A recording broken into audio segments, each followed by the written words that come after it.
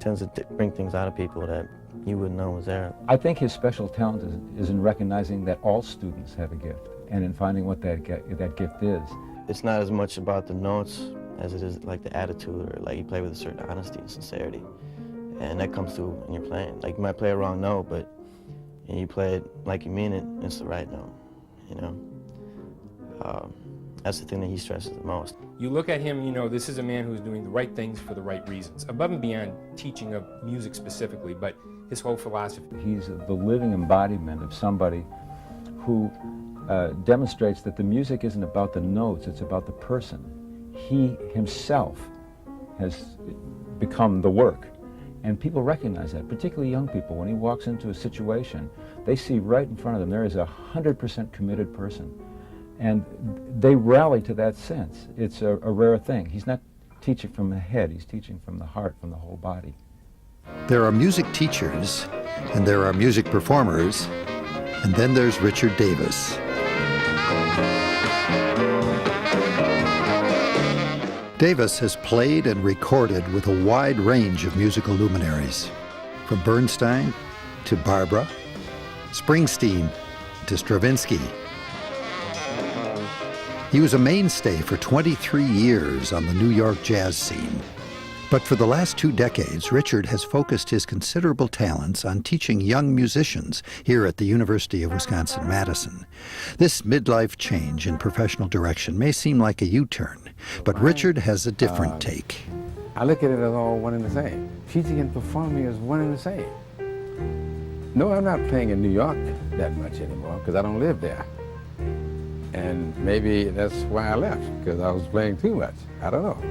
But I wanted to share what I knew with the younger people to get them on another grade before they started because of my expertise. To share his love of the bass with a new generation of musicians, Richard started his annual bass conference, which seeks to expand the creative horizons of even the youngest bass musicians. That's it!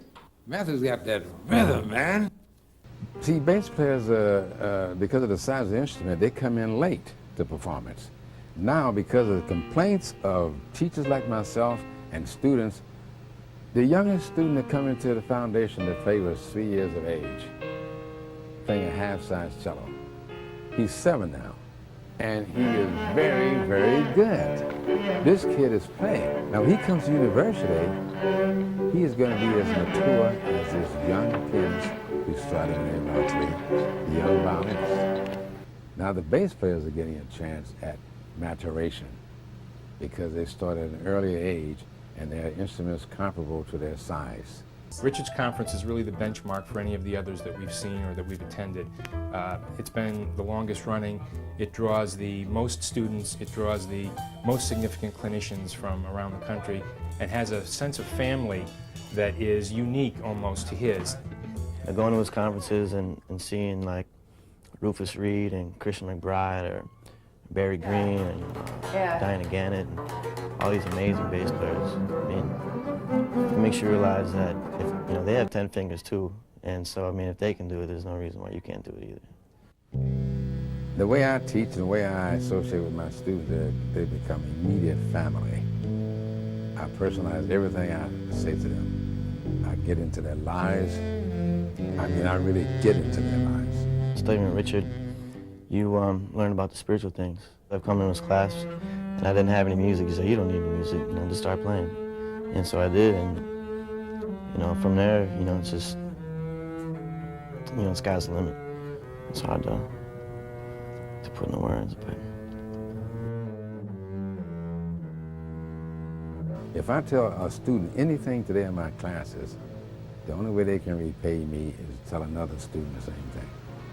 So it becomes a big circle and a ripple. After you throw a rock in it, it just keeps going and going and going.